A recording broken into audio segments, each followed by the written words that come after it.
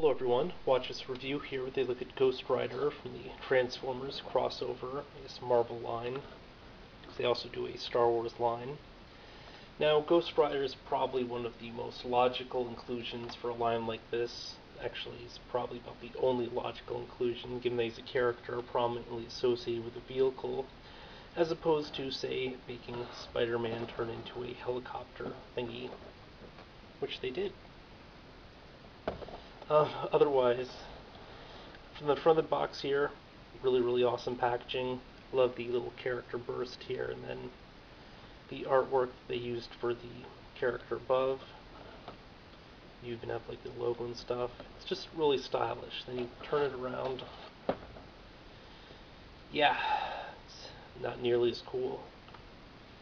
Although, I mean, obviously the actual design of the figure does kind of make up for it, and half the time you do end up throwing out the packaging. A little bit of a read up here, but it doesn't even mean anything, so I'm going to discuss it. Hold on a second, I'll get them out pack. Before I go any further, I just want to point out that the little front insert here is actually a few separate pieces of cardboard, and the front part can be pulled off to reveal the full illustration. You can actually fold the sides around to see the rest of it as well. You can probably save this insert, probably stick it up somewhere. It also comes with the instructions, which are less impressive. These things are one-sided, both figuratively and literally, because it's only one side of the sheet's being used. But figuratively, because it only shows vehicle mode to robot mode, then tells you, hey, just reverse it to get him back. Which, is just one example of the laziness that went into this figure.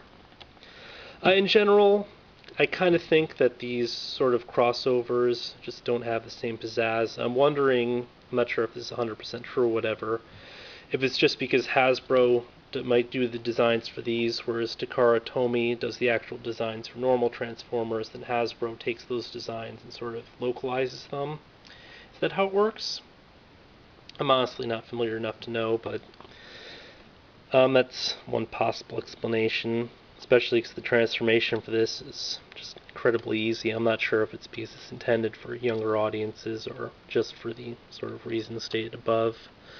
The chain is supposed to sort of wrap around this thing. I guess kind of can peg into here. Originally I didn't think it pegged into anything, but once it's popped in, it actually reveals the blades, which is kind of cool. Also means that the thing can't roll anymore. When the blades aren't out, it can kind of sort of roll. Yeah. Design-wise, for the bike mode, if you look from the front here, it's actually really cool. The sort of hood of the motorcycle even has like the little teeth here. You know, it does sort of match like what you've seen some depictions of Ghost Rider's bike. From the side, looks really crappy. You can clearly see what's the torso here. And then the separation for when the arm and the leg split. However, on both sides, you know, the head is always visible. This is just basically one of the worst examples of kibble. I mean, a robot head is the last thing that should be visible in like the vehicle mode.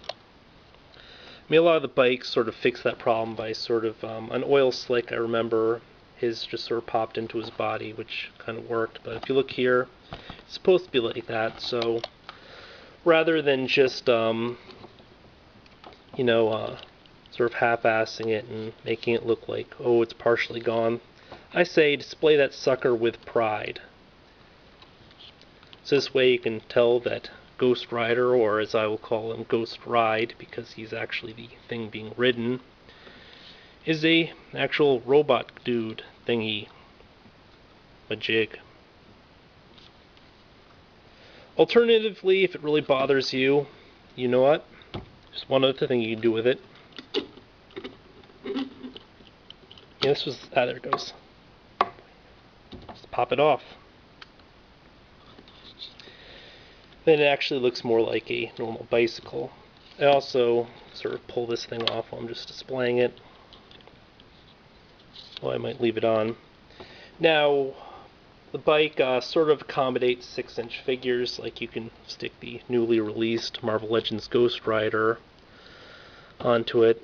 I haven't really, I guess, maneuvered it in such a way to make him look like he's really riding the thing, but you know, you can probably do it with some amount of effort. It might also work for 5-inch characters. Hell, it might even work better for 5-inch characters. I'll have to go back and try my Figma Rider at some point. But you know, this is just one way to sort of, I guess, adjust to the fact that Hasbro is yet to give us a real Ghost Rider bike for their Ghost Rider figures to ride on. Although I guess you can always go back and just use one of the previously released Marvel Legends bikes, 'cause Toy Biz did a few of them. As for the transformation sequence, I should probably pop the head back on. You really don't even need the instructions because it's pretty much the laziest transformation ever. Again, not sure if it's because it's sort of catered towards kids or whatnot, or if they just didn't feel like putting the effort in, but the arm just sort of pops up. Whole lower torso portion just sort of slides around and centers. Legs split apart, feet pop out. Look, he's already almost transformed. That pops in, then this slides around, and I think that's correct. I think I was actually supposed to have the thing guard popped up more for the other mode, then you just centralize the skull.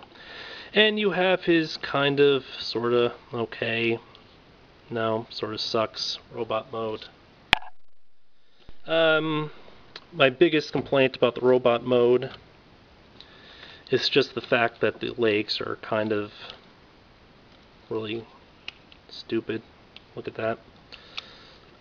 Can't really do a whole lot with them because of the sort of way that they worked in the, I guess, back wheel, which is something of a shame. I guess it's partly just the huge amount of sculpting there. The detail does look pretty nice. I like the little skull knee pads here. They're pretty cool. Upper torso is neat. When it's perfectly centered, you can see that this portion here is actually the teeth. He's got some really crazy dentures going on there. Although when it's to the side and stuff, you wouldn't necessarily realize that. The head sculpt, also very cool. It's got sort of a Ghost Rider 2099 vibe to it. Or at least what I vaguely recall of Ghost Rider 2099. Articulation-wise, besides the legs, I don't know, I guess he's kind of okay in that regard. Just a quick run through. You have a excellent amount here at the wrist. Has both inward, outward, because it's part of the transformation, in addition to a full 360 on the rotation. The elbow here can actually fold all the way in. It's sort of like a double jointed elbow. Again, that's because of the transformation though. Rotation here at the right above the elbow. It's not quite the bicep. On the other arm, the wheel can spin. You can just pop this thing in to get the blades to expose again.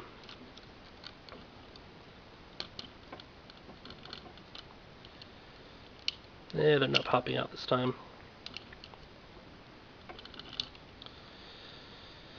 Right, I'm not sure how that actually works.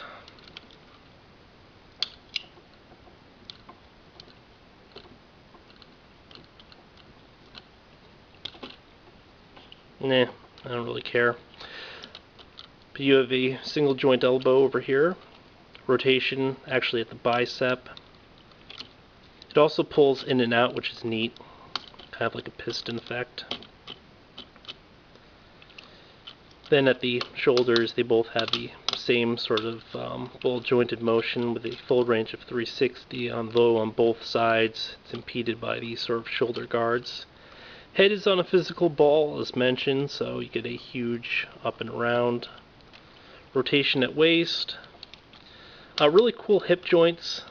It's kind of like a ball joint working like this, but it can also sort of rotate out to the, actually,